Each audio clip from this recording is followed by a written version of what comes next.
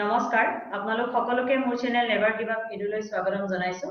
আজি never give up এডুৰ studio মজিয়ালৈ এগৰাকী বিশেষ ব্যক্তি যিগৰাকী আমাৰ অসম আৰক্ষী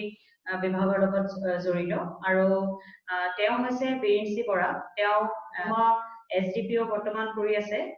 বজালী আৰু তেখেত অসম লোকসেৱা আয়োগৰ 2015 চনৰ বেটছৰ পৰা বৰ্তমানলৈকে কৰ্মৰত হৈ আছে আৰু তেখেত এগৰাকী সুদক্ষ আৰক্ষী বিষয়া আৰু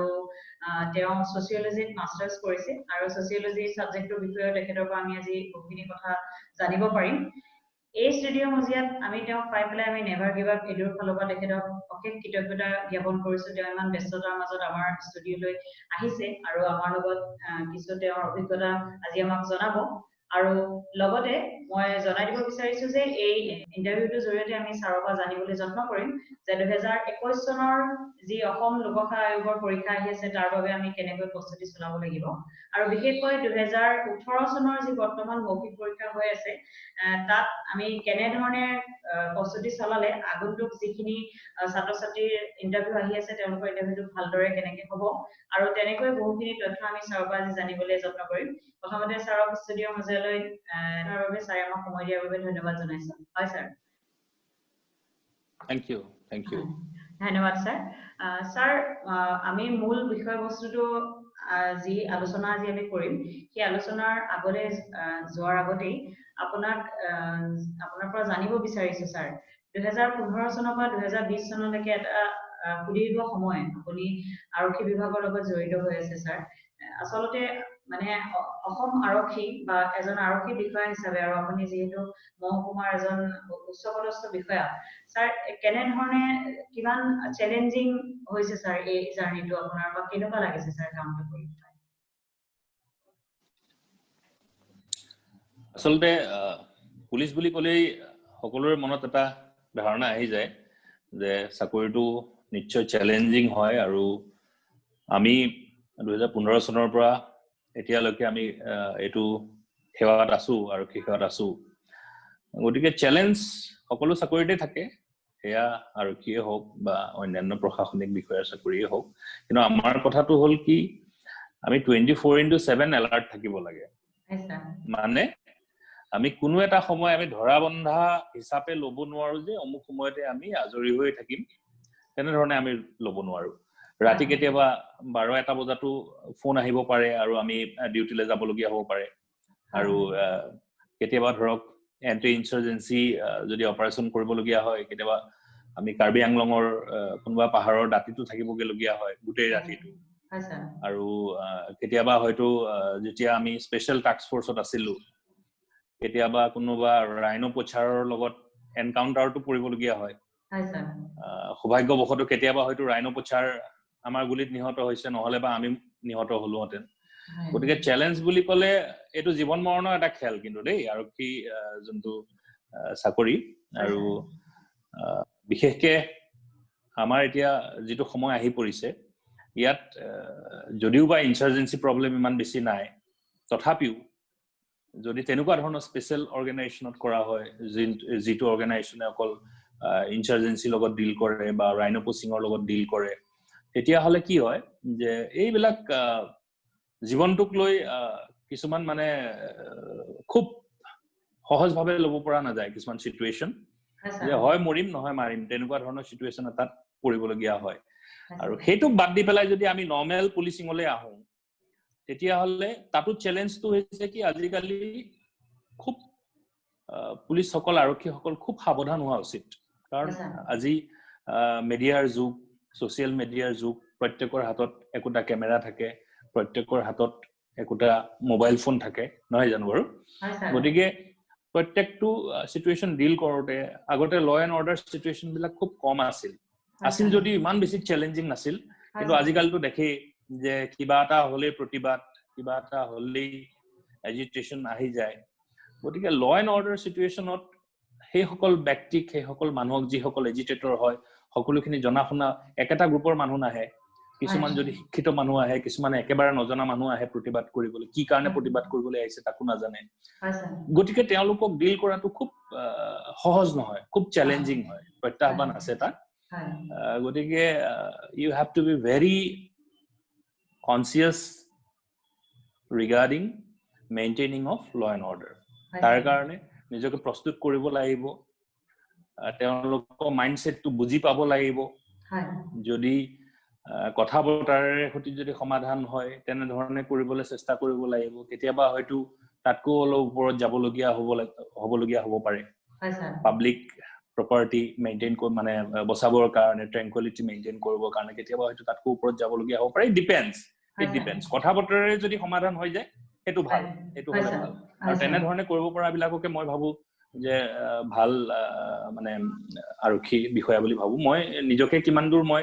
হেতু ক্ষেত্ৰত সফল হৈছো মই নাজানো কিন্তু বহুতখিনি তেনেকুৱা ধৰণৰ সিচুৱেচন পাইছো যিবিলাক সিচুৱেচনত নেকি কথা বতৰাৰ মাধ্যমেৰে অৰ্গানাইজেশ্যনৰ লৰা সকলৰ লগত কথা পাতি বা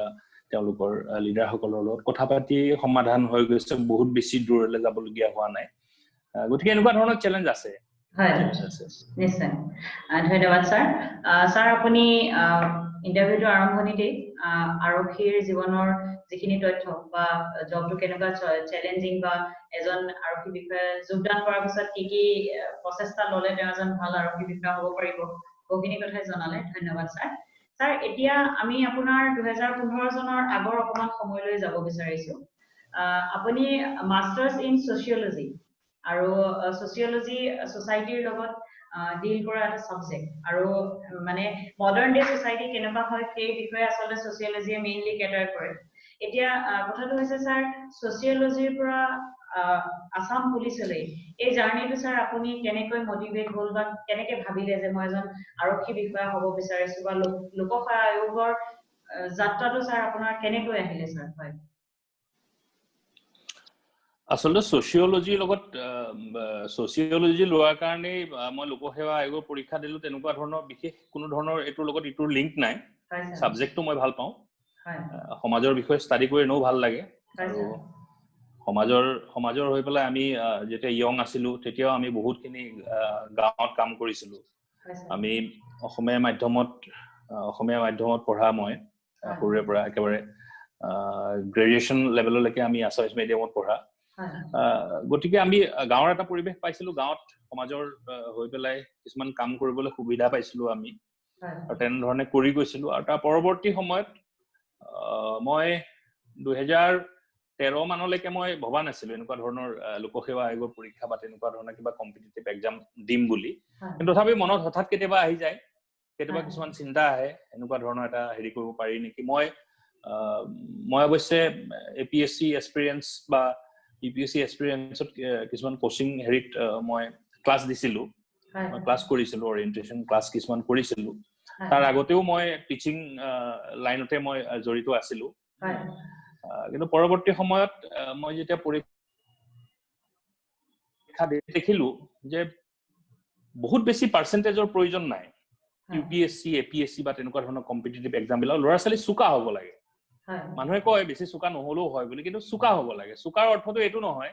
যে আপুনি 98% পাই আহিছে 99% পাই আহিছে বা 100% পাই দ্যাট ইজ নট ইন্টেলিজেন্স হেতু চোকাৰ কথা কোৱা নাই চোকা হ'ব লাগিব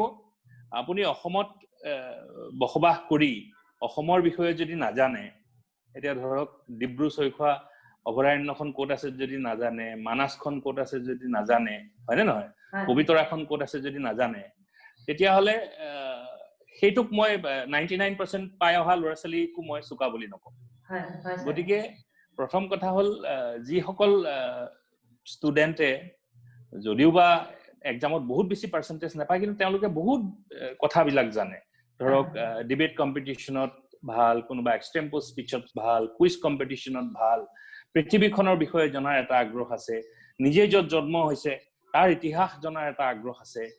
তাৰ পিছত ধৰক মানৱ ইতিহাস অধ্যয়নৰ এটা অভ্যাস আছে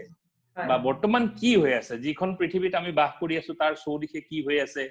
আমাৰ আশেপাশে কি হৈ আছে এইবিলাক জনাৰ যিটো আগ্ৰহ সেই আগ্ৰহ থকা ল'ৰা ছোৱালীয়ে আচলতে এই কম্পিটিটিভ এক্সাম বিলাকত সফলতা অৰ্জন কৰিব পাৰে খুব বেছি 100% পাৰ্চেন্টেজ লৈ আহি পেলাই পৃথিৱীৰ বিষয়ে একো নাজানে নিজে যিখন গাঁৱত আছে সেইখন গাঁৱৰ ইতিহাস নাজানে বা আমি যোনখন ৰাজ্যত বাস কৰিছো তাত কোনে কোনে কেনে ধৰণে ইতিহাস এৰি থৈ গৈছে তাৰ বিষয়ে যদি আমি নাজানো, ইয়াৰ সোসাইটিৰ বিষয়ে যদি নাজানো, ইয়াৰ ল্যাঙ্গুৱেজৰ বিষয়ে যদি নাজানো, ইয়াৰ কালচাৰৰ বিষয়ে যদি নাজানো, তেতিয়া হলে মই তেনেকুৱা ল'ৰা ছোৱালীখিনি কিন্তু চুকা ল'ৰা ছোৱালী বুলি নকওঁ। গতিকে সেই খাতিৰতে মই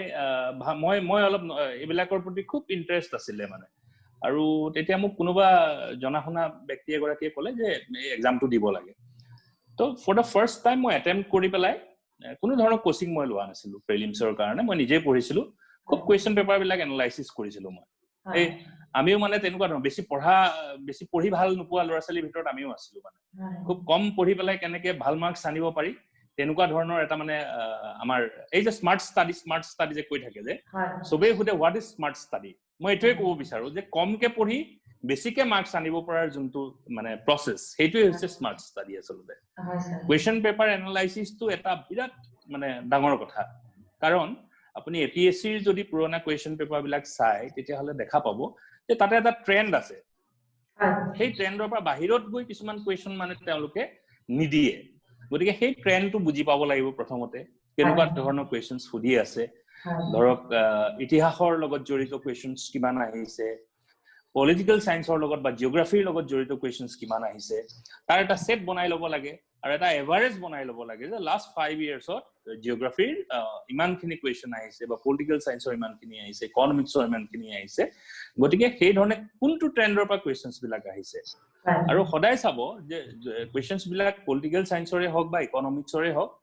সেই কুৱেশ্যনছ বিলাক যেতিয়া প্ৰিলিমছ বা হেৰিত আহে মেইনছত আহে তেতিয়াহ'লে আপোনালোকে এটা চাব বস্তুটো যে সেইটো সদায় ৰিলেটেড হয়, প্ৰেজেন্ট সিচুৱেশ্যনৰ লগত ৰিলেটেড হয়। একেবাৰে ৰিলেশ্যন নথকা কিবা কুৱেশ্যনছ কিছুমান নাহে এক্সামত। গতিকে কুৱেশ্যন পেপাৰ এনালাইসিসটো বহুত জৰুৰী।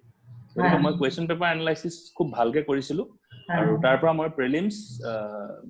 প্ৰথমবাৰ ক্লিয়াৰ কৰি তাৰপিছত মই মেইনছৰ কাৰণে আৰম্ভ কৰিছিলো। মেইনছৰ কাৰণে আৰম্ভ কৰোতে এটা কথা আহি পৰে যে অপচনেল সাবজেক্টছ কি লোৱা হ'ব। অৱশ্যে 2021ৰ পৰা প্যাটাৰ্নটো চেঞ্জ হৈ যাব সিলেবাছৰ, ইউপিএসসি প্যাটাৰ্ন আহিব। আমি কিন্তু তেতিয়া সেই পুৰণা যোনটো সিলেবাছৰ প্যাটাৰ্ন আছিলে আপোনালোকে যোনটো দিছে তাতে আমি দুটা অপচনেল সাবজেক্ট সিলেক্ট কৰিবলগীয়া হৈছিলে। মই সোশিয়োলজি আৰু এডুকেশ্যন লৈছিলো। কিন্তু এটা কথা অপচনেল সাবজেক্ট সিলেক্ট কৰোতে খুব কনসিয়াস হ'ব লাগে। এটো কাৰণে কনসিয়াস হ'ব লাগে যিসকল ষ্টুডেণ্টে বহুত বেছি লিখিব নোৱাৰে। কিছুমান ষ্টুডেণ্টে 20 মাৰ্কছৰ কুৱেশ্যনছৰ কাৰণে আপোনাৰ ধৰক 1.5 পেজ 2 পেজ লিখিব পাৰে, কিছুমানে 5 পেজ 6 পেজ লিখিব পাৰে। হিষ্ট্ৰী যদি এটা যদি হিষ্ট্ৰী লোৱা হয় তেতিয়াহ'লে তাত বহুতখিনি লিখিবলগীয়া হয়, বা এডুকেশ্যন ল'লে বহুত পেজ লিখিবলগীয়া হয় আৰু লিখিবলগীয়া কথাও থাকে। কিন্তু মই ইমান বেছি পেজ লিখিব পৰা বিধৰ নাছিলো মানে। গতিকে হয়তো মই বেলেগ সাবজেক্ট অপচনেল সাবজেক্ট লোৱা হলেও বহুত বেছি ভাল ফল কৰিব নোৱাৰিলোহেঁতেন। কিন্তু ছাত্ৰ ছাত্ৰীসকলে এটা কথা চাব লাগে যে কমকে লিখিব পৰা সাবজেক্টটো আছে কিন্তু দেই, কমকে লিখিব পৰা সাবজেক্টটো আছে। যেনে ধৰক আপোনাৰ সাবজেক্ট ইকনমিক্স আছে, জিওগ্ৰাফি আছে, এনেকুৱা ধৰণৰ কিছুমান সাবজেক্ট আছে যিবিলাকক কমকে লিখিলে হয়, আৰু কিছুমান সাবজেক্ট আছে যে বহুত লিখিব লাগে। If you are very speedy in writing তেতিয়াহ'লে সেই তেনেকুৱা ধৰণৰ সাবজেক্ট বিলাক সিলেক্ট কৰিব লাগে। ধৰক হিষ্ট্ৰী হওক, এডুকেশ্যন হওক, সোশিয়োলজি হওক, এনেকুৱা ধৰণৰ হেৰিবিলাক। আৰু কিছুমান থাকে যে খুব কন্টেন্ট বেসড সাবজেক্ট থাকে, জিওগ্ৰাফি হওক, ইকনমিক্স হওক, পলিটিক্যাল সায়েন্স হওক। গতিকে এই সিলেকশন প্ৰচিডিউৰটো এই লিখিব পৰা আৰু লিখিব নোৱাৰা, আৰু কিছুমানে কন্টেন্ট বেসড বস্তু ভাল পায়, কিছুমানে আকৌ বহুত কিবা কিবি লিখি ভাল পায়। গতিকে সেইটোৰ ওপৰত ডিপেন্ড কৰি সাবজেক্টটো চাব লাগে। কিছুমানে কি কৰে এই সিলেবাসটো এপিএসসিৰ যোনখন সিলেবাস থাকে সেই সিলেবাসখনত দেখে যে সিলেবাসৰ সংখ্যাটো মানে টপিকছৰ সংখ্যাটো কম থাকিলে সেইটোকে সিলেক্ট কৰে। ধৰক এডুকেশ্যন কম দেখে, এডুকেশ্যন সিলেক্ট কৰি লয়, আৰু কিছুমানে সোশিয়োলজিত কম দেখে কাৰণ সেই সাবজেক্টটোৰ ওপৰত নলেজে নাই। সেই সাবজেক্টটোৰ ওপৰত নলেজে নাই কিন্তু সিলেবাসখন চাই পেলাই সেইটো সিলেক্ট কৰে। কিন্তু মোৰ মতে যে যিটো সাবজেক্টৰ ওপৰত মানুহৰ মানে ইন্টাৰেষ্ট থাকে, যিটো সাবজেক্টৰ ওপৰত নলেজ থাকে, যিটো সাবজেক্ট পঢ়ি ভাল লাগে, সেই সাবজেক্টটো অপচনেল হিচাপে সিলেক্ট কৰিব লাগে। নিশ্চয়। ধন্যবাদ স্যাৰ। স্যাৰ আপুনি অপচনেল সাবজেক্টৰ কথাটো উলিয়াওঁতে এইখিনিতে মই আৰু এটা তথ্য আপোনাৰ পৰা জানি ল'ব বিচাৰিছো, তাৰপিছত আমি প্ৰিলিমছলৈ যাম আকৌ। স্যাৰ কেতিয়াবা অপচনেল সাবজেক্টটো মানুহে অন্য ক্যান্ডিডেট সকলে বা যিখিনি ক্যান্ডিডেট অলরেডি সিলেক্ট হৈ গল বা যিখিনি ৰ্যাঙ্ক পাইছে তেওঁলোকে লোৱা সাবজেক্টটো যদি প্ৰায় সেই সাবজেক্টটো লৈ পেলাই যদি ৰ্যাঙ্ক পোৱা নিচিনা দেখা পায় সেই সাবজেক্টটো মানে ফেল পাৰ্সেন্টেজটো নাচাই পেলাই 2-3% যেতিয়া পাস কৰা দেখা পায় সেই সাবজেক্টটো লৈ লৈছে সেইটো কিমান দূৰ শুদ্ধ বুলি আপুনি ভাবে হয় সেইটো কিমান দূৰ স্মাৰ্ট এনালাইসিস মই ক'ব নোৱাৰিম কিন্তু কথাটো হল কি আপুনি যদি ইকনমিক্সত 98 পাইছে ধৰক 100 ৰ ভিতৰত আৰু মোৰ সেই সাবজেক্টটোত মই দেখিলো যে মোৰ আগৰ বাৰৰ ষ্টুডেন্টে বেছিভাগে ইকনমিক্সত ধৰক 98% 97% পাই পেলাই গৈছে আৰু গতিকে মই কি কলো মই যে ইকনমিক্সটোৱে লওঁ কিন্তু মই ইকনমিক্সটো মুঠে ভাল নাপাওঁ বা মোৰ সেই সাবজেক্টটোৰ ওপৰত বৰ বিশেষ নলেজো নাই পঢ়িও ভাল পোৱা নাই কি গ্যাৰান্টি আছে যে আপুনিও মানে হিমান মাৰ্কসে পাব হয় নে নহয় গতিকে সেইটো ট্ৰেন্ড এনালাইসিসটো বৰ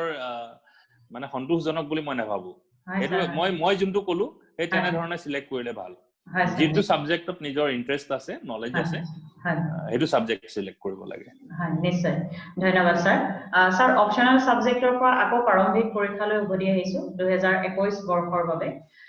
2021 আৰু আমি 2020 লৈকে যেটো এটা 2020 2020ৰ বৰ্ষৰ পৰীক্ষাটো 21 হ'ব 18 চনলৈকে যেটো লাষ্ট লোকসেৱা আয়োগৰ পৰীক্ষা হ'ল শেহতীয়া পৰীক্ষাটো তাতে আপোনাৰ প্ৰিলিমছৰ টাইমতো এটা অপশনাল সাবজেক্ট আছিল কিন্তু এটা হেতু সি সেটলৈ সলনি কৰিছে আৰু প্লাস আপোনাৰ জিএস পেপাৰখন আহিব কিন্তু জিএস পেপাৰখনৰ যিখিনি সিলেবাস দিছে কিন্তু মোৰ অৰ লেস সিলেবাসখিনি আগৰ প্ৰতি একে থাকিব হয়তো কন্টেন্টটো অলপ বাঢ়ি যাব পাৰে কিন্তু আসাম হিষ্ট্ৰি তাত আহিব ইন্ডিয়ান হিষ্ট্ৰি আহিব ওয়াৰ্ল্ড হিষ্ট্ৰিও আহিব স্যাৰ এই সাবজেক্টখিনি সামৰি পেলাই আৰু বিশেষকৈ অসমৰ ডাটাবোৰ পাবৰ কাৰণে ছাত্ৰ-ছাত্ৰী বহুত অসুবিধা হয় কাৰণ অসম ৰিলেটেড কিতাপবোৰ মানে খুব আজিকালি হয়তো কিছু লোকে লিখিবলৈ লৈছে কিন্তু খুব কম থাকে মানে ৰিসোৰ্সেছবোৰ তেনে কিছুমান ৰিসোৰ্সেছ আপুনি স্যাৰ ৰেকমেন্ড কৰিব ক্যান্ডিডেটৰ বাবে যিখিনি পঢ়িলে তেওঁলোকে ধৰক আগুৱাই যাব পাৰে আহি থকা প্ৰাৰম্ভিক পৰীক্ষাত হয় স্যাৰ প্ৰথম কথাটো হল যি সকল ছাত্ৰ-ছাত্ৰীয়ে সেবাৰ আন্ডাৰত ধৰক পঢ়ি আছে বা আগতে পঢ়িছিলে তেওঁলোকৰ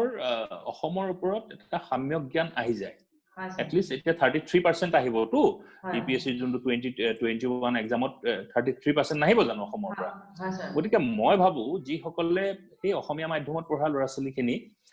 যিখিনি সেবাৰ আন্ডাৰত পঢ়ি আহিছিল তেওঁলোকৰ বৰ এটা অসুবিধা নহব অসমৰ বিষয়ে লিখিবৰ কাৰণে তেওঁলোকে মোটামুটি ক্লাস 8-9 মানলৈকে তো আগতে আমাৰ আগতে হিষ্ট্ৰি পোৱা যায় 9-10-8 তেনেকুৱাত আৰু তাতে আহোম বুৰঞ্জীৰ পৰা আদি কৰি পেলাই অসমৰ বুৰঞ্জীৰ বিষয়ে যথেষ্টখিনি তাতে লিখা থাকে আৰু গম পোৱা যায় যথেষ্টখিনি আমিও বৰ বিশেষ অসমৰ বিষয়ে পঢ়িবলগীয়া হোৱা নাছিল কাৰণ আমি ইতিমধ্যে সেইখিনি পঢ়ি আহিছিলো কিন্তু এতিয়া যিসকল সিবিএসই আন্ডাৰত আছে বা এনসিআৰটি আন্ডাৰত আছে তেওঁলোকৰ অসমৰ বিষয়ে কিতাপত খুব কম থাকে মই এনসিআৰটি কিতাপখিনি পঢ়ি পেলাই গম পালো তেওঁলোকৰ অলপ অসুবিধা হ'ব তাৰ কাৰণে সোৰ্সৰ কথা আহি পৰিলে গতিকে আসাম হিষ্ট্ৰি কিছুমান কিতাপ পঢ়িব লাগিব আৰু কিছুমান এনেকুৱা ধৰণৰ যে কিছুমান কিতাপ আকৌ অসমীয়াতহে পোৱা যায় গতিকে যি সকলে অসমীয়াত পঢ়িব নাজানে তেওঁলোকৰ কাৰণে কিছু অসুবিধা হ'ব পাৰে এতিয়া বুজি পাইছেনে কথাটো গতিকে আহোম বুৰঞ্জীৰ ওপৰতো যদি কিতাপৰ দোকানত যোৱা যায় আহোম বুৰঞ্জীৰ ওপৰত যথেষ্টখিনি কিতাপ আছে বা ইয়াণ্ডাবু সন্ধিৰ পৰা আদি কৰি পেলাই এতিয়ালৈকে আৰু বিশেষকে ভাৰতীয় আন্দোলনৰ সময়ৰ কিছুমান প্ৰশ্ন আহে আৰু অসম যথেষ্টখিনি এক্টিভ আছিল সেইখন সময়ত তাৰে এক্টিভিষ্টখিনিৰ কথা আহিব পাৰে গতিকে বুৰঞ্জী আপোনাৰ আহোম বুৰঞ্জীৰ পৰা একেবাৰে ধৰক 1947 লৈকে ভাৰত স্বাধীন হোৱাৰলৈকে এই যোনটো হিষ্ট্ৰি প্ৰথমতে আহোম হিষ্ট্ৰিটো সেপাৰেটলি লৈ ল'ব লাগে তাৰে একদম সম্পূৰ্ণ সুকীয়া কিছুমান প্ৰশ্ন আহে একেবাৰে সুকাফাৰ পৰা আদি কৰি পেলাই একেবাৰে শেষজন ৰজালৈকে প্ৰথম নহয় জানো বাৰু প্ৰথম চৰাইদেউৰ পৰা আৰম্ভ কৰি পেলাই একেবাৰে শেষৰলৈকে আহোম ডাইনেষ্টি শেষ হোৱালৈকে সেইখন সম্পূৰ্ণৰূপে আহোম হিষ্ট্ৰিটো পঢ়িব লাগে আৰু তাতো চাব লাগে আহোম হিষ্ট্ৰি বা অসম হিষ্ট্ৰি এখন বৰ সৰু কিতাপ নহয় বহুত ডাঙৰ এখন ভলিউম গতিকে যোনখিনি আমাৰ প্ৰয়োজন সেইখিনি আমি ল'ব লাগে আৰু যোনখিনি প্ৰয়োজন নহয় সেইখিনি পৰাপক্ষত এক্সামৰ খাতিৰত এৰি দিব লাগে কিন্তু নলেজৰ খাতিৰত সেইখিনি পঢ়াও জৰুৰী কিন্তু এক্সামৰ কাৰণে যোনখিনি প্ৰয়োজনীয় গম পাবই সেইখিনি লৈ ল'ব লাগে আৰু বিশেষকে বাকি যদি আমি ৰিগাৰ্ডিং ব্ৰিটিছ ৰুলৰ কথা যদি চাওঁ তেতিয়া হলে ইয়াণ্ডাবু সন্ধিৰ পৰা আদি কৰি পেলাই একেবাৰে ভাৰত স্বাধীন হোৱালৈকে ভাৰতীয় আন্দোলনৰ হওক বা নন কোঅপাৰেচনৰ হওক এই আন্দোলনবিলাক যোনবিলাক হৈছিলে মহাত্মা গান্ধীৰ নেতৃত্বত তেওঁ কেতিয়া আহিছিলে বা ভাৰতৰ যিসকল তেতিয়া এক্টিভিষ্ট আছিলে কোন কোন অসমলৈ আহিছিলে কেনে ধৰণৰ আন্দোলন হৈছিলে অসমৰ কোন কোন মানুহ শহীদ হৈছিলে কোন আন্দোলনত জড়িত আছিলে এই বিশেষ ব্যক্তিসকলৰ বেকগ্ৰাউণ্ড আহিব পাৰে এতিয়া কোনোবাই ধৰক জয়মিত্ৰীৰ কথা সুধিলে কোনোবাই কনকলতাৰ কথা সুধিলে গতিকে তেনেকুৱা ধৰণৰ কোৱেশ্চনছ বিলাকো আহে আৰু নহয় জানো বাৰু গতিকে অসমৰ কিতাপ পঢ়িবলৈ হলে আহোম হিষ্ট্ৰীটো পঢ়িবই লাগিব আৰু বাকি আহিলে কিছুমান আপোনালোকৰ আহিব অসমৰ বিভিন্ন ট্ৰাইবছ বিলাকৰ কালচাৰ সোসাইটি তাৰপিছত তেওঁলোকে কেনেকুৱা ধৰণৰ ফেষ্টিভেল বিলাক অৰ্গানাইজ কৰে কেতিয়া কৰে কিয় কৰে এই বিভিন্ন ট্ৰাইবছ বিলাকৰ সেই কোৱেশ্চনছ বিলাক জেনাৰেলি আহে তাৰপিছত আহিলে যে কিছুমান অসমৰ কিছুমান থলুৱা বস্তু আছে থলুৱা কৃষ্টি সংস্কৃতি আছে যিবিলাক আমি নেজানো বা আমি হয়তো জানিব লাগে বুলি ভবা নাই কিন্তু সেইখিনি বহুত প্ৰয়োজনীয় কিছুমান আমাৰ কালচাৰ আছে কিছুমান ট্ৰেডিশন আছে এজ এ হোল অসমীয়া যিটো জাতিৰ বৃহত্তৰ অসমীয়া জাতিটোৰ কিছুমান ঐতিহ্যমণ্ডিত সংস্কৃতি আৰু কৃষ্টি আছে যিবিলাক এটা থলুৱা বাদ্যযন্ত্ৰৰ কিছুমান নাম সুধি দিব পাৰে আমি ঢোল খোল নাগাৰাক জানো ধৰক আৰু কিছুমান বাদ্যযন্ত্ৰ আছে যিবিলাক বাদ্যযন্ত্ৰৰ বিষয়ে আমি নাজানো তেনেকুৱা ধৰণৰ আহিব পাৰে দুই এটা পিঠাৰ নাম আমি জানো বহুত পিঠাৰ নাম আমি নাজানো গতিকে পিঠাটো অসমীয়া বিহু সংস্কৃতি এটা অপৰিহাৰ্য অংগ নহয় জানো গতিকে বিহুৰ বিষয়ে জানিলে বিহুৰ লগত ৰিলেটেড প্ৰত্যেকটো বস্তু জানিব লাগিব নহয় জানো যেনেকে মিচিং জনগোষ্ঠী আলি আই লৃগাংটো জানিলেই নহব আলি আই লৃগাঙৰ লগত জড়িত প্ৰত্যেকটো বস্তু আমি জানিব লাগিব তেনেকুৱা ধৰণৰ কোৱেশ্চনছ কিছুমান আহিব আৰু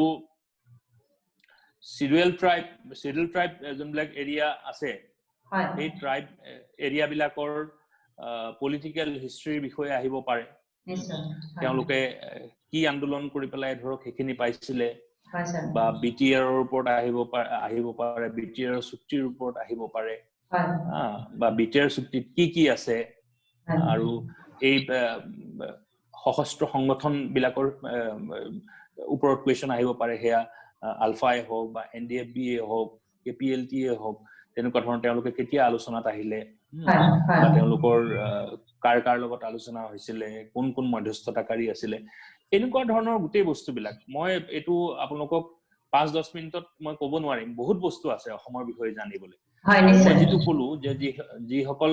অসমীয়া মিডিয়ামৰ ছাত্ৰ ছাত্ৰী যিসকলে সেৱা আণ্ডাৰত পঢ়িছে তেওঁলোকৰ অসমৰ বিষয়ে লিখিবলৈ অলপ সুবিধা হ'ব আৰু কিন্তু যিসকলে ধৰক অসমৰ বিষয়ে বৰ বিশেষ স্কুলীয়া পাঠ্যক্ৰমত পঢ়া নাই তেওঁলোকে কিন্তু পঢ়িব লাগিব কিতাপ পঢ়িব লাগিব তেনেকুৱা বহুত কিতাপ আছে কিন্তু বহুত বেছি কিতাপ পঢ়িব নালাগে কিছুমান গোটেই কন্টেন্ট থকা কিছুমান কিতাপো পোৱা যায় এতিয়া আসাম ইয়াৰ বুকখন পঢ়িব পাৰে শান্তনু কৌশিক বৰুৱা আসাম ইয়াৰ বুকখন পঢ়িব পাৰে তেওঁ অলপ কম্পিটিটিভ এক্সামৰ ওপৰত বেছ কৰি কিতাপখন লিখিছে সেইখন কিতাপৰ পৰা যথেষ্টখিনি নলেজ পাব পাৰে বুলি মই ভাবিছো আৰু তেনেকুৱা ধৰণৰ হিষ্ট্ৰীখিনিতো পঢ়িবই লাগিব যিসকল পুৰণা হিষ্ট্ৰী লিখি থৈ গৈছে এডৱাৰ্ড গেটখনৰ কথা হিষ্ট্ৰীখনেই হওক বা আমাৰ অসমীয়াত লিখা বুৰঞ্জী কেইখনেই হওক এইখিনি কিন্তু পঢ়িব লাগিব নিশ্চয় ধন্যবাদ স্যাৰ এইখিনিতে মই জানিব আপোনাৰ পৰা বিচাৰিম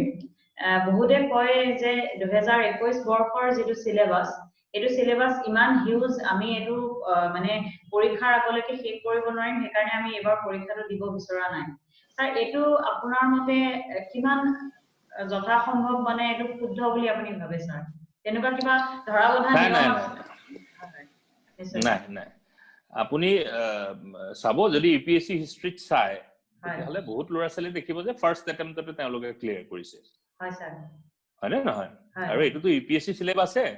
ইউপিএসসি সিলেবাস তাতে 33% জেনাৰেল ষ্টাডিজত আমাৰে কোৱেশ্যনছ থাকিব অসমৰ ওপৰতে কোৱেশ্যনছ থাকিব নহয় জানো হয় স্যাৰ গতিকে তেনেকে যদি ভবা হয় যে মই নোৱাৰিম বুলি ভাবিলেতো নোৱাৰিবই হয় স্যাৰ নোৱাৰিম বুলি যদি ভাবে কম্পিটিটিভ এক্সামত নোৱাৰিব আৰু পাৰিম বুলি ভবা সকলেই নোৱাৰে গতিকে নোৱাৰিম বুলি ভবা সকলটো পঢ়াৰ কোনো কথাই আহি নপৰে হয় স্যার নিশ্চয় গতিকে এটা সাংঘাতিক এটা পজিটিভিটি এটা লাগে সাংঘাতিক এটা উইল পাৱাৰ লাগে সাংঘাতিক উইল পাৱাৰ মানে এটা স্পাৰ্ক কৰি থাকিব লাগিব মাইণ্ডত হয় স্যাৰ মই এইটো কৰিমেই এইটো হ'বই হয় স্যাৰ নিশ্চয় খাওঁতে বহুতে শুওঁতে প্ৰত্যেক সময়তে কম্পিটিটিভ এক্সামটোৰ কথাই থাকিব লাগিব নিশ্চয় ইভেন চিনেমা এখনো যদি আপুনি এন্টাৰটেইনমেন্টৰ কাৰণে চাইছে আপুনি সেই চিনেমাখন চাই থাকোতো আপুনি নিজকে কল্পনা কৰি থাকিব লাগিব যে মই অমুকজন অফিচাৰ হ'ম মই অমুক কৰিম মই এনেকে কৰিম কাম ৰাইজে মোক এনেকে ভাল পাব এই তেনেকুৱা ধৰণৰ এটা স্পাৰ্ক মাইণ্ডত মানে এনি টাইম ক্ৰেজি বুলি কয় যে ক্ৰেজি সঁচাকে ক্ৰেজি হ'ব লাগিব মানে যে মই এনি হাউ ক্ৰেক কৰিম তাৰ কাৰণে পজিটিভিটিটো খুব ডাঙৰ কথা পজিটিভিটি খুব ডাঙৰ কথা পজিটিভিটিটো খুব ডাঙৰ কথা আৰু ইউপিএছচিত ফাৰ্ষ্ট এটেম্পটত ক্লিয়াৰ কৰা বহুত ল'ৰা ছোৱালী আছে হয়নে নহয় আৰু এনেকুৱাও ল'ৰা ছোৱালী আছে যি নেকি বহুতবাৰ এটেম্প কৰি পেলাই পাইছে এতিয়া কথাটো হ'ল কি যদি নোৱাৰো মই প্ৰথম এটেম্পটত নাপাওঁ বুলি ভাবে সেই বুলি এক্সাম নিদিবই নেকি ধন্যবাদ স্যার স্যার এতিয়া আপোনাৰ পৰা জানিব বিচাৰিম প্ৰিলিমছৰ পৰ্যায়টো আমি যেতিয়া পাৰ কৰি পেলাই নেক্সট পৰ্যায়টো হৈছে মেইনছ এতিয়া মানে আপোনাৰ মতে কোনটো আসলতে প্ৰসিডিউৰ মানে ভাল হ'ব এজন ক্যান্ডিডেটৰ বাবে এজন নতুন এসপিৰেন্ট যি গৰাকীয়ে 21 বৰ্ষত বা যি 2020 চনৰ লোকসেৱা আয়োগৰ প্ৰথমবাৰ পৰীক্ষা দিব যে প্ৰথমতে প্ৰিলিমছ পঢ়ি পেলাই তাৰ পিছত মেইনছ পঢ়িব লাগিব নে আৰম্ভণিৰ পৰা মেইনছৰ কাৰণে প্ৰিপাৰেচনটো সাইমultaneously চলাই যাব লাগিব কোনটো পদ্ধতি স্যাৰ ভাল বুলি মানে আপুনি অনুভৱ কৰে স্যাৰ হয় মই বহুত ক্যান্ডিডেটৰ লগত কথা পাতিছিলো এনেকুৱা ক্যান্ডিডেটও পাইছো যিয়ে নেকি প্ৰিলিমছৰ লগতে মেইনছও মানে এটা সাইমultaneously এটা মানে হেইত কৈ গৈছে প্যাৰালেলি পঢ়ি গৈছিলে মেইনছৰ কাৰণে পঢ়িছিলে প্ৰিলিমছৰ কাৰণে পঢ়িছিলে কিন্তু মই যদি সাকসেস ৰেটটো চাও তেতিয়া হলে দেখা যায় যে প্ৰায় 90% কেছত যি সকলে প্ৰিলিমছৰ কাৰণে বেলেগে আৰু প্ৰিলিমছ দিয়াৰ পিছত মেইনছৰ কাৰণে পঢ়িছিলে তেওঁলোকৰ সাকসেস ৰেটটো বেছি মানে বেছি মানে বহুত বেছি আৰু মোৰ বুধেৰে মই এটোই কৰিব লাগিব বুলি নকওঁ কিন্তু মোৰ বুধেৰে প্ৰিলিমছৰ কাৰণে প্ৰিলিমছৰে প্ৰিপাৰেচন কৰিব লাগে আৰু মেইনছৰ কাৰণে প্ৰিলিমছৰ পিছত প্ৰিপাৰেচন কৰিব লাগে সম্পূৰ্ণ হকিয়া দুইটা প্ৰিপাৰেচন সম্পূৰ্ণ হকিয়া নিশ্চয় ধন্যবাদ স্যাৰ স্যাৰ প্ৰাৰম্ভিক পৰীক্ষাৰ উত্তীৰ্ণ হোৱাৰ পিছত এজন ছাত্ৰ বা ছাত্ৰীৰ হাতত খুবেই কম সময় থাকে আমি নিশ্চয় দেখিছো 2 মাহ বা 3 মাহ বা এপিএসসিৰ ক্ষেত্ৰত হয়তো কিছুদিন আগবাপিছ হ'ব পাৰে বা লোকসেৱা যি ইউপিএসসি হয় তাৰ এটো পৰীক্ষাৰ ক্ষেত্ৰতো আমি দেখিছো এতিয়া সেই 2 মাহ বা 3 মাহত মানে এটা 16 মাৰ্ক বা 20 মাৰ্কৰ এটা প্ৰশ্ন শুদ্ধকৈ লিখিবলৈ আৰম্ভণি বা কেতিয়াবা এনেকুৱা হয় আমি পৰীক্ষাত বহি বা ছাত্ৰ ছাত্ৰীসকলৰ বা ভৰিয়ে হওক অন্যান্য সকলৰ প্ৰথম লাইনটো লিখিব ধৰণে আমাৰ অলপ সময় লাগে এটা কেনে ধৰণে আনসাৰ ৰাইটিং বা অপচনেল পেপাৰখন বা অন্যান্য subject current affairs world history geography Assam history কেনেকে আমি আনসাৰ ৰাইটিং কৰিব লাগিব নিউজ পেপাৰ ৰিডিং কেনেকে কৰিব লাগিব এডিটৰিয়েল কেনেকে এনালাইসিস কৰিব লাগিব এই বিষয়ে স্যাৰ অকমান এনলাইটেন কৰিব আমাক হয় এটা আপুনি যোনটো কথা ক'লে যে 3 মাহত মানে প্ৰিলিমছ দিয়াৰ পিছত 3 মাহ মান সময় থাকে এই সময়তে ইমানখিনি পঢ়িব লাগিব আৰু কেনেকে নিজকে প্ৰস্তুত কৰিব হেতুটো পসিবল নহয় আৰু এপিএসসি পৰীক্ষা বা ইউপিএসসি পৰীক্ষা দিম বুলি যদি আৰু এডভাৰটাইজ দিয়াৰ পৰা পঢ়ে এডভাৰটাইজমেন্টৰ দিনৰ পৰা যদি পঢ়ে তেতিয়া হলে হেজন ষ্টুডেন্ট কিমান দূৰ সাকসেস হ'বগে মই কিন্তু নাজানো এডভাৰটাইজমেন্ট দিয়াৰ আগৰ পৰাই পঢ়িব লাগিব মানুহে নহয় জানো বাৰু আৰু হেতু এডভাৰটাইজমেন্ট দিয়াৰ ডেটৰ পৰা যদি কাউন্ট কৰে তেতিয়া হলটো 6 মাহ 7 মাহে খুব বেছি সময় থাকে আৰু ইমান ডাঙৰ কোৰ্স তাৰ কাৰণটো বহুত আগৰ পৰা পঢ়িব লাগিব নহয় জানো নিশ্চয় গতিকে হেতু কথা মই এনেকে ভাবো যে অকল এডভাৰটাইজমেন্ট দিয়া ডেটলে ৰৈ পেলাই যদি পঢ়িবলৈ থাকে হেল ৰাছলখিনি কিমান সাকসেস হ'ব মই ক'ব নোৱাৰো হয়তো এক দুইজন কিবাকে ওলাই যাব পাৰে বাকিখিনি যে ওলাই যাব মোৰ কিন্তু মই ভবা নাই দেই গতিকে আগৰ পৰা পঢ়িব লাগিব তাৰ পিছত এই যে মেইনছত লিখাৰ কথাটো সুধিছিলে নহয় হয় নিশ্চয় স্যাৰ হয় এইটো প্ৰিপাৰেচন কৰিব লাগিব কিন্তু দেই ৰাইটিং স্কিল যোনটো হয় ৰাইটিং স্কিলটো জিএছত খুব ইম্পৰ্টেন্ট হয় স্যাৰ আৰু ইউপিএসসিৰ যোনটো জিএস সিলেবাস সেইটো এপিএসসিৰ লগত মিলে প্ৰায় মিলে কিছুমান ইন্টাৰনেশনাল ষ্টাডিৰ ওপৰত কিছুমান সাবজেক্ট আছে কিছুমান টপিক আছে কিন্তু এই যোনটো লিখাৰ ষ্টাইলটো কিছুমানৰ সৰুৰে পৰা থাকে সৰুৰে পৰা যাৰ হেতু ষ্টাইল থাকে খুব কম শব্দত বেছি বুজাব পৰাৰ যোনটো কেপাসিটি আমি যেনেকে আগতে পদ্যবিলাকৰ সাৰাংশা নিলিখো জানো নিশ্চয় নিশ্চয় লাইনত লিখো নহয় জানো বাৰু হয় স্যাৰ ঠিক তেনেকে এই হাতি মাৰি ভুৰুকাত ভৰুৱা বুলি এটা অসমীয়াত কথা আছে নহয় নিশ্চয় নিশ্চয় শংকৰদেৱে যেনেকে গুণমালাখন লিখিছিল ঠিক তেনেকে হাতি মাৰি ভুৰুকাত ভৰাব জানিব লাগিব হয় স্যার মানে খুব you have to be very cautious regarding selection of words হয় স্যার word selection কৰি কেনে ধৰণে খুব কম শব্দত ভালকে লিখিব পৰা যায় হেতু প্ৰেক্টিস কৰিব লাগিব নিশ্চয় sir practice makes man perfect হেতুটো সবেই জানে গতিকে আপুনি লিখাৰ প্ৰেক্টিসটো কৰিব লাগিব নিশ্চয় কম শব্দত বেছি কন্টেন্ট কেনেকে সুমুৱাব পৰা যায় আৰু ধৰক 4-5টা সেন্টেন্সক টানি আনি পেলাই কেনেকে এটা কৰিব পৰা যায় নিশ্চয় এই স্কিলটো খুব জৰুৰী বহুত বেছি ভোকাবুলাৰি জানিব নালাগে বহুত বেছি ওয়াৰ্ড স্টক থাকিব নালাগে কিন্তু সীমিত শব্দ জ্ঞানৰে খতি নহয় জানো সীমিত শব্দ জ্ঞানৰে খতে খুব কমকে লিখি পেলাই খুব বেছি কন্টেন্ট কেনেকে দিব পৰা যায় হেতুই হৈছে জিএছৰ capacity otherwise you will not be able to solve the whole question paper ইমান ডাঙৰ question paper আৰু এতিয়া ইউপিএসসি যোনটো জিএছৰ question paper আহিব বা আগতে এপিএসসি আছিল তাৰ কাৰণে টাইম ভাগ কৰি লব লাগিব যে 2 মাৰ্কছৰ questionৰ কাৰণে একদম পুৰা ধুনিয়াকে ক্যালকুলেশন কৰি আগতীয়াকে প্ৰিপেয়াৰ হৈ থাকিব লাগিব যে 2 মাৰ্কছৰ 10টা question আহিব 20 মাৰ্কছ মই ইয়াৰ কাৰণে 5 মিনিটছে দিব পাৰিম বা 5 মিনিটছ 20 সেকেন্ড দিব পাৰিম ঘড়ি লৈ যাব লাগিব চাই থাকিব লাগিব 2 মাৰ্কছৰ লিখি হল লগে লগে 5 মাৰ্কছলৈ যাও হয় স্যাৰ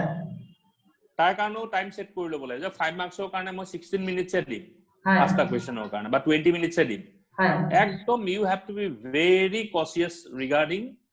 time নহলে কমপ্লিট নহয়গে পেপাৰ আৰু পেপাৰ যদি কমপ্লিট নহয় মাৰ্কস নাই হয় স্যাৰ নিশ্চয় মাৰ্কস নাই গতিকে হেতু কাৰণে এই ৰাইটিং স্কিলটো আনিব লাগিব হয় নিশ্চয় গম পাইছো স্যাৰ হয় ধন্যবাদ এতিয়া আমি প্ৰিলিমছ দিলো মেইনছ আমি ক্লিয়াৰ কৰিলো আমি তাৰ পিছত এতিয়া আমাৰ যেটো আসল যেটো আমাৰ গ্ৰাউন্ড যেটো প্ৰ্যাকটিক্যাল আমাৰ কয় যে মানুহে থিওৰি খিনি হৈ গলে এতিয়া প্ৰ্যাকটিক্যাল চাও প্ৰ্যাকটিক্যাল হৈছে আমাৰ ভাইবা বস্তু যেটো আমাৰ কন্ডাক্ট কৰা হয় বা ইন্টাৰভিউটো কন্ডাক্ট কৰা হয় এতিয়া স্যাৰ সেই ইন্টাৰভিউটো যেহেতু আমাৰ এতিয়া 28 অক্টোবৰ পৰা ইন্টাৰভিউটো ইতিমধ্যে আমাৰ চলি আছে এতিয়াও 2018 বৰ্ষৰ লোকসেৱা আয়োগৰ পৰীক্ষাৰ বাবে এতিয়া স্যাৰ ইন্টাৰভিউত কেনে ধৰণে কি প্ৰস্তুতি চলালে এটা ইন্টাৰভিউত আমি ভাল এটা স্কোৰ আমি আশা কৰিব পাৰো বা ইন্টাৰভিউ বোৰ্ডখন ফেচ আমি কেনেকৈ কৰিব লাগিব বা কেনে ধৰণে আমি কোনটো মাধ্যমত আমি কথা কলে আমাৰ সুবিধা হ'ব বা আমি কি প্ৰস্তুতি চলালে ইন্টাৰভিউত আমি ভাল ফলাফল পাব পৰাৰ উপায় এটা হ'ব স্যাৰ হয় মই কম যিখিনি ধৰক আগতে ক্যান্ডিডেটস বিলাকে ক্লিয়াৰ কৰিছে বা ক্লিয়াৰ কৰা নাই এপিএসসি এক্সাম হয় কোনোবা হয়তো এসিএস অফিচাৰ হৈ আছে কোনোবা এপিএস অফিচাৰ হৈ আছে কোনোবা টেক্সৰ অফিচাৰ হৈ আছে তেওঁলোকৰ লগত আলোচনা কৰিবা নিজৰ এক্সপেৰিয়েন্সৰ ফালৰ পৰা মই এটা কথা গম পালো হয়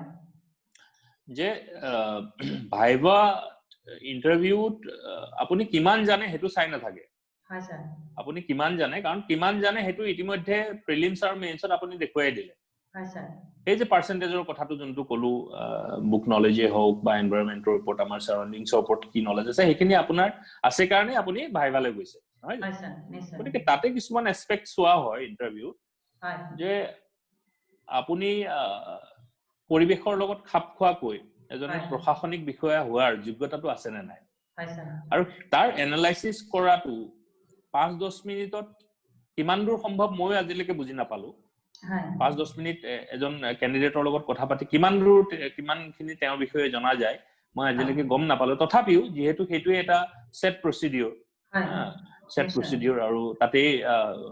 200 মাৰ্কস আগতে আছিল এতিয়া কিমান মাৰ্কস হ'ব মই ইমান গম পোৱা নাই হয় গতিকে গতিকে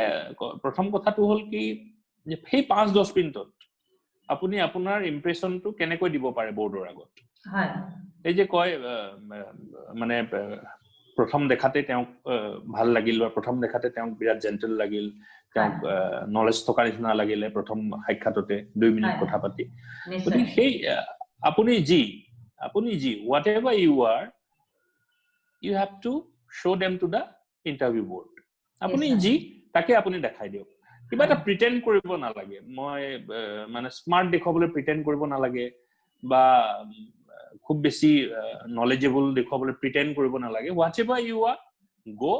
and sit and say আপুনি জি জানে হয় আপুনি জি জানে আপুনি জি মানুহ গৰাকী সেই গৰাকীকে দেখুৱাই থৈ আহক আৰু তেওঁক যদি তেওঁলোকে পছন্দ কৰে যে if you are really capable তেতিয়াহলে তেওঁলোকে সিলেক্ট কৰিব হয় জানো আৰু কিছুমানৰ ইন্টাৰভিউ 45 মিনিটস 50 মিনিটছলৈকে হয় কিছুমানৰ লগত 5 মিনিটস হয় তেতিয়া আহিবলা বহুত ক্যান্ডিডেটে কোৱা শুনিছো মোৰ চাগে বেয়া হল অকল 5 মিনিটস মই ইন্টাৰভিউ দিলো মোৰ চাগে সিলেকশন নহম আৰু তেওঁ তাৰটো আধা ঘন্টা লৈ আছে 1 ঘন্টা লৈ আছে হয় তেনেকুৱা ধৰণৰ কোনো কথা নাই হয়তো কিছুমানক 5 মিনিটতে বুজি পাই যায় ইন্টাৰভিউ বোৰ্ডে যে এও খুব স্মাৰ্ট intelligent আৰু he is বা she is capable of this job নহয় জানো আৰু কিছুমানক হয়তো আধা ঘন্টা লৈকে বুজিয়ে নাপায় সেইটো কাৰণে খুদি থাকে আৰু কিছুমানক ভাল পাই পেলাও খুদি থাকে কিছুমানক ভাল পায় কথা পাতি ভাল পায় আৰু তেওঁৰ ইমান ভাল মানে কমিউনিকেশন স্কিল থাকে নলেজ থাকে যে তেওঁলোকৰ লগত কথা পাতি পেলা ভাল পায় নহয় জানো গতিকে আপুনি জি হেতুকে আপুনি দেখুৱাই থৈ আহক কিন্তু সেই বুলি আৰু আপুনি যদি আৰু খুব খঙাল তাতে গৈ পেলাই খংটো দেখুৱাই থৈ আহিব তেনেকুৱা ধৰণৰ কথা নহয় আপোনাৰ যোনটো মানে পাৰ্সোনালিটি নহয় জানো আৰু খুব মাৰ্জিতভাৱে আপুনি কাপোৰ পিন্ধি গল কমফৰ্টেবল নিজকে কমফৰ্টেবল লগা আপুনি এটা ড্ৰেছ পিন্ধি গল আপুনি নিজকে সেই হিচাপে প্ৰিপেয়াৰ কৰিলে আৰু ঘৰটো অলপ প্ৰিপেয়াৰচন কৰাটো জৰুৰী মিৰৰৰ আগত হওক বা কোনোবা জনা মানুহৰ আগত আপুনি ইন্টাৰভিউ লবলৈ দিয়ক কাৰণ সকলোৰে কমিউনিকেশন স্কিলটো একেই নাথাকে আৰু ইয়াৰ অৰ্থ এটো নহয় যে আপুনি প্ৰশাসনিক বিষয়া হ'ব নোৱাৰিব তাৰ কাৰণেও অলপ প্ৰেক্টিছৰ প্ৰয়োজন আছে যেনেকৈ আপুনি জেনাৰেল ষ্টাডিজৰ পেপাৰখনৰ কাৰণে 200 মাৰ্কছৰ কাৰণে আপুনি গোটেই বছৰটো পঢ়ি থাকে নহয় জানো বাৰু ঠিক তেনেকৈ ইন্টাৰভিউত বা ভাইভাত 200 মাৰ্কছৰ কাৰণে আপুনি এবছৰ প্ৰিপেয়াৰচন নকৰিলেও এটলিষ্ট 4-5 মাহ এটা প্ৰিপেয়াৰচনৰ প্ৰয়োজন আছে কাৰণ আপুনি নুৰুৱাকে কথাখিনি কেনেকৈ কৈ যাব পাৰে আপোনাৰ আমিটোতো ইমান আজিকালি কথা পাতিবলৈ মানুহৰ সময় নাইকিয়া হল গতিকে কথাবিলাক কওঁতে অসমীয়াই হওক ইংৰাজীয়ে হওক ওয়াৰ্ড বিলাক নহা হয় ওয়াৰ্ড বিলাক নহা হয় তাতে এতিয়া আপোনালোকৰ ইন্টাৰভিউত আৰু এটা প্ৰবলেম হ'ব এটো হৈছে আমাৰ কোভিড-19ৰ যোনটো পেণ্ডেমিক হৈ গল নহয় জানো ইয়াততো মানুহৰ লগত টাচে নাইকিয়া হল মানুহৰ লগত কথাই আমি নপতা হলো গতিকে ইমান এটা 6-7 মাহ 8 মাহৰ পিছত আমি কোনোবা মানুহক ধৰক মানুহৰ আগত আমি যাম গতিকে কথাখিনি কওঁতে অলপ মানে নিজকে অলপ আনকমফৰ্টেবল ফিল হ'ব পাৰে সেইটো কাৰণে আপুনি কোনোবা পৰিয়ালৰ মানুহৰ লগতে হওক বা কোনোবা জনাশুনা আপোনাৰ টিচাৰৰ লগতে হওক ফ্ৰেণ্ডছৰ লগতে হওক আপুনি কিছুমান ইন্টাৰভিউ সেট কোৱেশ্যনৰ ওপৰত প্ৰিপেয়াৰচন কৰিব পাৰে তুমি মোক এনেকৈ সোধা মই এনেকৈ আনসাৰ দি চাম আৰু that should be like mock interview type মানে কোনোবা যে ইনষ্টিটিউটত গৈ পেলাই হেতু প্ৰেক্টিস কৰিব লাগিব তেনেকুৱাটো কথা নাই you can practice at your home গতিকে প্ৰেক্টিস কৰিব লাগে কথাখিনি কোৱাৰ যোনটো স্কিল আৰু কেনে ধৰণে কলে ইন্টাৰভিউ বোৰ্ডে ভাল পাব আৰু এটোটো জনা নাযায় যে ইন্টাৰভিউ বোৰ্ডত যি সকল মেম্বাৰস আছে বা চেয়াৰম্যান আছে হয়নে তেওঁলোকৰ মেন্টালিটি কেনেকুৱা তেওঁলোকে কি ভাল পায় কি বেয়া পায় ইমানখিনি জনাৰ আমাৰ অৱকাশ নাথাকে বেছিভাগ মেম্বাৰকে আপুনি চিনি নাপাব আগলৈকে গতিকে আপুনি নতুনকৈ ফেচ কৰিব আটাইকেইটা নতুন ফেচ তেওঁলোকে কি ভাল পায় কি বেয়া পায় নাজানিব কাৰোবাৰ মুডটো হয়তো কেতিয়াবা অফ হৈও থাকিব পাৰে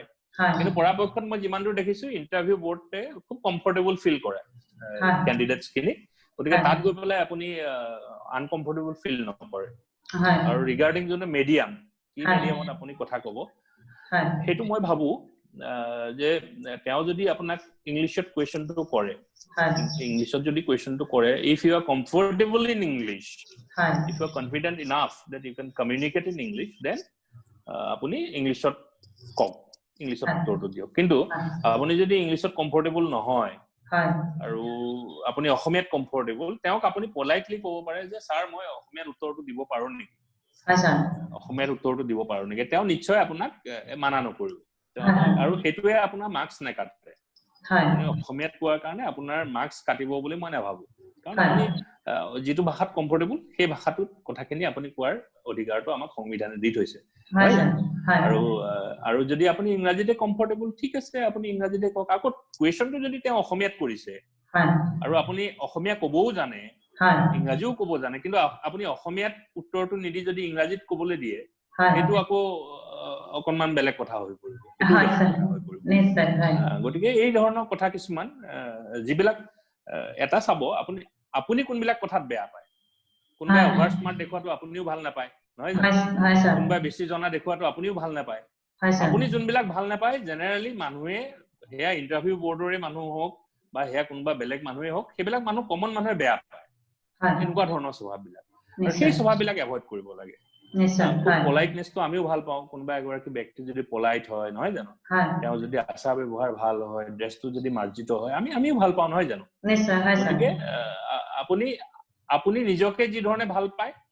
বা আনক যিটো হোৱাটো আপুনি বিচাৰে আপোনাৰ আগত সেই তেনে ধৰণে তেওঁলোকৰ আগত প্ৰস্তুত হোৱাটোৱে ইন্টাৰভিউ হৈছে মেইন উদ্দেশ্য তেতিয়া আপুনি সফল হ'ব আপুনি যিখিনি জানে সেইখিনিয়ে যথেষ্ট আৰু আপুনি মেইনছৰ পৰীক্ষাৰ কাৰণে যেনেকৈ কাৰেণ্ট এফেয়াৰ্ছৰ কোৱেশ্চনছ বিলাক পঢ়িছিলে ঠিক তেনেকৈ মেইনছৰ কাৰণেও কিন্তু প্ৰিপাৰেচন কৰিব লাগিব কাৰণ কাৰেণ্ট এফেয়াৰ্ছৰ ওপৰত কোৱেশ্চনছ আহিব যে আৰু পলিটিক্যালি যোনবিলাক ইণ্ডিয়াৰ লগত ৰিলেটেড হয় এতিয়া কোভিড-19ৰ যোনটো সিচুৱেশন হৈ গল তাৰ পৰা যে ইমানখিনি ধৰক আনএমপ্লয়মেন্টৰ প্ৰবলেমে হওক ইকনমিৰ কথাই হওক জিডিপিৰ কথাই হওক এই গোটেইখিনি ৰিলেটেড কৰি পেলাই বা ৰোল অফ আৰবিআই এনেকুৱা ধৰণৰ কথাবি কিছুমান সুধিব পাৰে এইবিলাকটো হৈছে কি আমি মেইনছৰ কাৰণে যেনেকুৱা ধৰণে কাৰেণ্ট এফেয়াৰ্ছ পঢ়িছিলো ঠিক তেনে ধৰণে আমি এই ক্ষেত্ৰটো পঢ়িব লাগিব নিশ্চয় নিজকে প্ৰস্তুত কৰি যাব লাগিব তাৰ উপৰি যোনবিলাক আমি মেইনছ বা প্ৰিলিমছৰ কাৰণে নপঢ়া কিছুমান কোৱেশ্চন ধৰক আপোনাক সুধিব পাৰে হোৱাই সিভিল সাৰ্ভিস আপুনি যদি পুলিশ সাৰ্ভিস সিলেক্ট কৰিছে বহুতে ফাৰ্স্ট অপচন এপিএছ দিয়ে আৰু কিছুমানে হয়তো বেলেগও দিব পাৰে এসিএস আৰু এপিএছৰ ভিতৰতে মানে ফাৰ্স্ট অপচনটো থাকে নহয় যদি আপুনি এসিএস দিয়ে আপোনাক সুধিব why civil service why want to be an ACS officer নহয় জানো আৰু তাৰ ওপৰত আপুনি কিয় হ'ব বিচাৰে তাৰ এটা ফ্যাকচুৱেল নলেজৰ এটা দৰকাৰ ফ্যাকচুৱেল এটা মানে আপুনি আনসাৰ দিব পৰাটো খুব দৰকাৰ যে কিয় হ'ব বিচাৰে নহয় জানো আৰু সেইটো আপুনি নিজে প্ৰিপেয়াৰ কৰি যাব লাগিব আপুনি যি কাৰণে হ'ব বিচাৰিছে সেইটো হয়তো এটা ইউনিভাৰ্সালি একসেপ্টেড মানে নহবও পাৰে গতিকে সেইটো ইউনিভাৰ্সালি একসেপ্টেড কৰি লোৱাটো মোৰ বোধেৰে ভাল ধৰক যিটো কথা ক'লে ময়ো ভাল পাম আপুনিও ভাল পাব তেনেকুৱা ধৰণৰ এটা আনসাৰ প্ৰিপেয়াৰ কৰি যোৱাটো ভাল আৰু কিছুমানে এপিএছ দিয়ে ফাৰ্স্ট প্ৰিফাৰেন্স নহয় জানো তেওঁ কৰিব পাৰে আৰু কি মানে হোৱাই এপিএছ আৰু কি ইমান এটা চ্যালেঞ্জিং জব আৰু লাহে লাহে পাব্লিকৰ মাজত পুলিচৰ ইমেজটো ভাল হৈ আহিছে কিন্তু যদি চোৱা যায় ইতিহাস খুচৰি চালে আৰক্ষীৰ ইমেজটো বৰ এটা ভালো নহয় মানে চিভিল সোসাইটিৰ আগত নহয় এতিয়া যথেষ্টখিনি ভাল হৈছে বাৰু বেলেগ কথা ইমান চ্যালেঞ্জিং হয় ইমান চ্যালেঞ্জিং পৰিয়ালক সময় দিব নোৱাৰে আৰু বিশেষকৈ মহিলাসকলে যদি ফাৰ্স্ট প্ৰিফাৰেন্সটো এপিএছ দিয়েটো আৰু এইটো কোৱেশ্চন সুধিবই আপুনি একদম প্ৰিপেয়াৰ্ড হ'ব যে মহিলা হৈ আপুনি কিয় আৰক্ষী মানে জবত আহিব বিচাৰিছে পুলিচৰ জবত আহিব বিচাৰিছে তাৰ কাৰণে you should be very prepared আপুনি কোনখিনি কোৱেশ্চন ক'লে তেওঁ কিখিনি আনসাৰ ক'লে তেওঁ মানে হেৰি হ'ব কনভিন্স হ'ব হেতু কাৰণে কিন্তু প্ৰিপেয়াৰ হৈ থাকিব লাগিব আৰু এটো খুব ভাল কথা কিন্তু যদি মহিলা হৈ পেলাই মানে ফাৰ্স্ট প্ৰিফাৰেন্স এপিএছ দিয়ে এটো এনে এটা ইতিবাচক মানে হেৰি মহিলা সবলীকৰণৰ কথা ইমান কৈ থকা হৈছে উমেন এম্পাৱাৰমেন্টৰ কথা নহয় জানো গতিকে প্ৰথম প্ৰিফাৰেন্স এপিএছ দিলে এনেও ইন্টাৰভিউ বোৰ্ডে ভাল পাই যাব যে she has something মানে she is exceptional she is exceptional আৰু তেওঁ নিজে আগবাঢ়ি আহিছে নহয় নে এটা ভাল ইমপ্ৰেছন দিব কিন্তু আৰু গতিকে সেই হিচাপে যদি আপুনি আপোনাৰ আনসাৰটো মানে প্ৰস্তুত কৰি ল'ব পাৰে 2-3 মিনিটৰ এটা আনসাৰ তেতিয়া হলে ইট উইল বি ভেৰি মাচ মানে ইমপ্ৰেছিভ বহুত ইমপ্ৰেছিভ হ'ব হয় স্যাৰ নিশ্চয় হয় ধন্যবাদ স্যাৰ ফিল্ডত যোৱা দিন ধৰি পেলাই মই ৰিটায়াৰমেণ্টলৈকে যিখিনি মোৰ যিমানখিনি ঘৰুৱা হওক বা সামাজিক হওক যিখিনি সুবিধা মই পাম সেই সময়ছোৱাত নিজকে পজিটিভ ৰাখিবলৈ কেনেকে প্ৰস্তুতি চলালে স্যাৰ উচিত বুলি আপুনি ভাবে হয় আপুনি তাৰ কাৰণে আগতীয়াকৈ প্ৰস্তুতি চলাব নোৱাৰে নিশ্চয় আপুনি তাৰ কাৰণে আগতীয়াকৈ প্ৰস্তুতি চলাব নোৱাৰে তাৰ কাৰণে হৈছে কি এই সময়ৰ লগত খাপ খোৱা বুলি কয় যে সময়ৰ সোঁতৰ লগত গৈ থকা যেনেকে নদীৰ সোঁতৰ বিপৰীতে সাঁতুৰিবলৈ যথেষ্ট কষ্ট হয় কিছুমানে হয়তো পাৰিবও পাৰে কিন্তু 99.9% মানুহে সোঁতৰ লগতেই সাঁতুৰি যায় নহয় জানো গতিকে সময়ৰ লগত খাপ খাব লাগিব পৰিস্থিতিৰ লগত খাপ খাব লাগিব কেতিয়াবা হয়তো আপোনাৰ খুব ভাল লাগিব পাৰে সাৰ্ভিসটো আমাৰ এনেকুৱা সময় আহিছে যে খুব ভাল লাগে নিজকে মানে আৰক্ষী বিষয়া হিচাপে মানে প্ৰতিষ্ঠা কৰি নিজকে জনসমাজৰ মাজত মানুহৰ যিটো আদৰ মানুহৰ যিটো এটা সামাজিক মৰ্যাদা পদমৰ্যাদা হয় না এইখিনি খুব ভাল লাগে কেতিয়াবা আৰু কেতিয়াবা এনেকুৱাও সিচুৱেচন আহে যে মই ভুল কৰিলো নেকি এইটো সাৰ্ভিসত আহি যেতিয়া ধৰক ফ্যামিলিত মুঠেই সময় দিবলৈ সময় নাইকিয়া হয় বিহু পূজা দিৱালী এইবিলাকত আপুনি ডিউটিত থাকিব লাগিব বাকি গোটেই ৰাইজ ফুৰি কৰি থাকিব কিন্তু আপুনি এটাই চিন্তা কৰি থাকিব লাগিব যে তেওঁলোক সিকিউৰড হৈ আছে নে নাই ক'বাত কিবা হ'ব পাৰে নেকি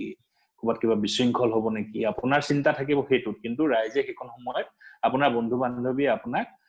WhatsAppত তেওঁলোকে এনজয় কৰা ফটোবিলাক দিব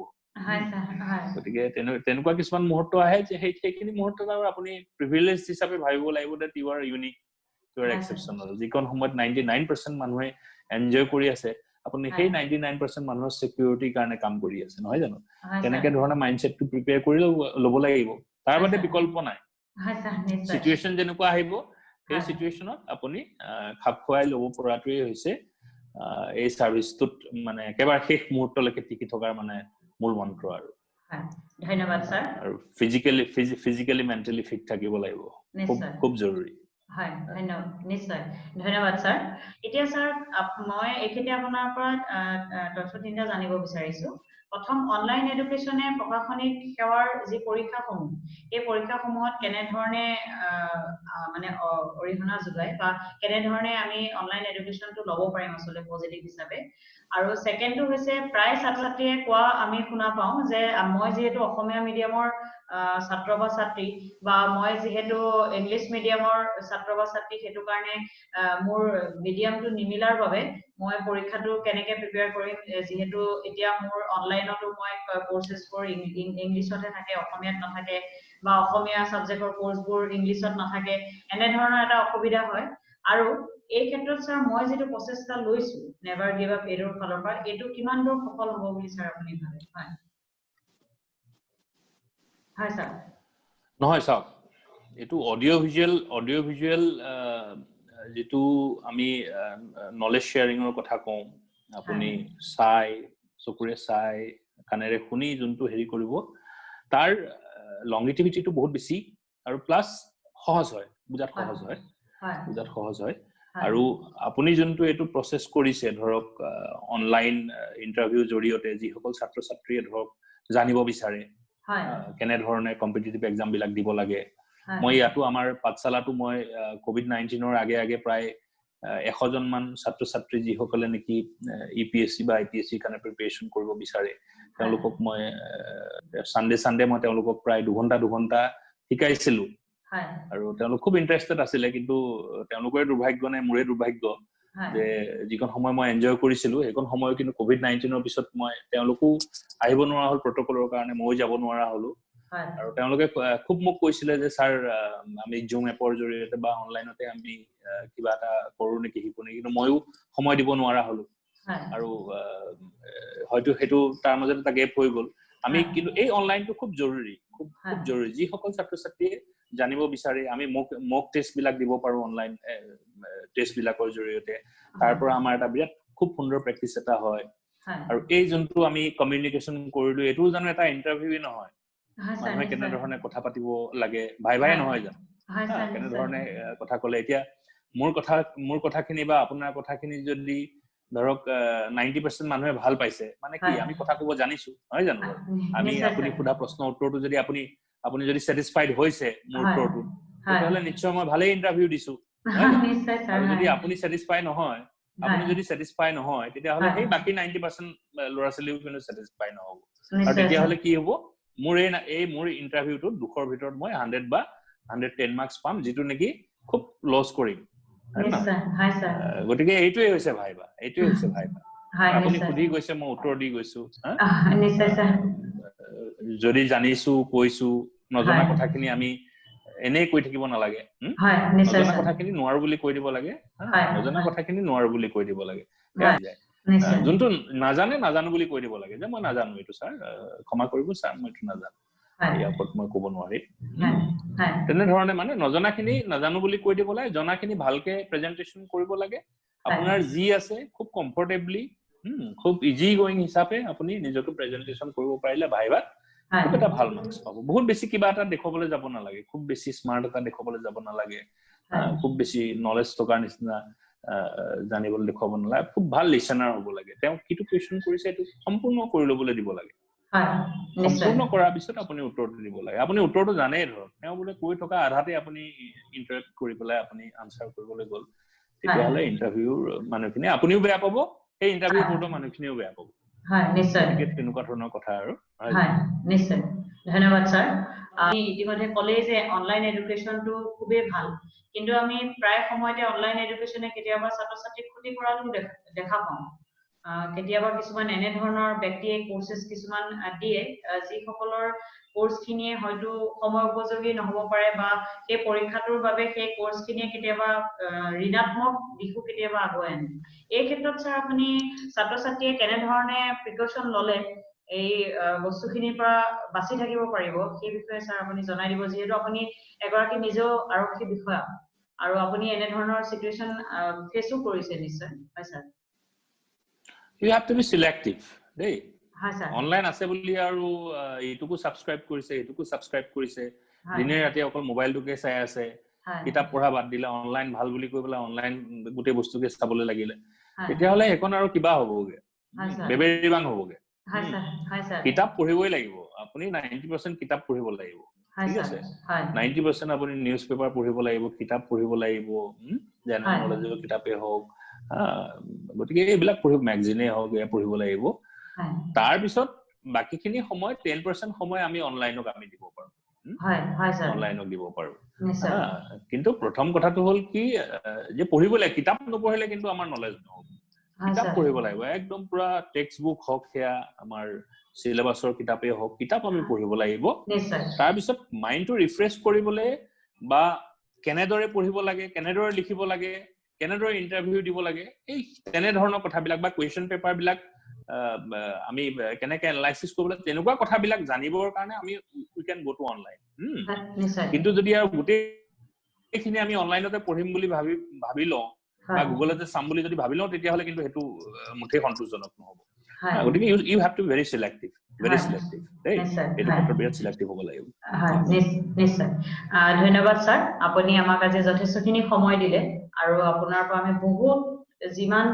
নজনা কথা আছে আমি বহুত জানিলো আৰু বিশেষকৈ জানিলো যে ইন্টাৰভিউ বোৰ্ড কেনেকৈ ফেস কৰিব লাগে আৰু আমি নেচাৰেলি গৈ যেনেকৈ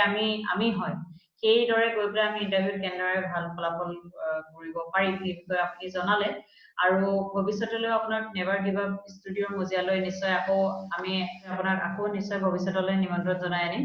আৰু আপুনি আমাক সময় দিব বুলি আশা থাকিল আৰু আপুনি ইমানখিনি আমাক সময় দি ইমানখিনি আপুনি আমাক আজি জ্ঞান দিলে তাৰ বাবে ধন্যবাদ স্যাৰ হয় নিশ্চয় থ্যাংক ইউ নৰ্মদা লাষ্টত মই সকলোকে এটাই কথা কম এটো হৈছে ইন্টাৰভিউ ক্ষেত্ৰত এটো হৈছে be the best whatever you are yes sir হয়